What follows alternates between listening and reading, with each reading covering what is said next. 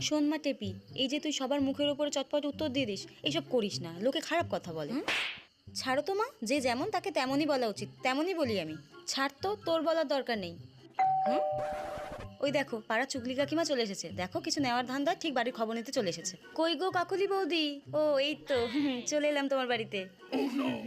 বলছি একটু চিনি দাও, আমার বাড়ির চিনিটা ফুরিয়ে গেছে, আমার বোন নিয়ে আসলেই তোমাকে দিয়ে যাবো আমি। হ্যাঁ দাও, আমি নিয়ে আসছি। নাও। কিরে টেপি, কেমন আছিস? হ্যাঁ ভালো আছি।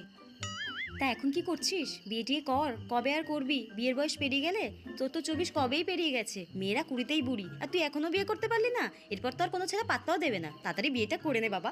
এই নাও কাকিমা, এটা রাখো, এই নাও। হ্যাঁ, এই ছোট 1 টাকা, এটাতে কিচ্ছু হয় না। কেন কাকিমা, আপনি যে ফ্রিতে এতগুলো বেধড়ক জ্ঞান দিয়ে গেলেন, আমারও তো একটা কর্তব্য আছে না আপনাকে কিছু দেওয়ার। আর আজকাল তো ফ্রিতে জলও পাওয়া যায় না, আপনি তো জ্ঞান দিয়ে গেলেন।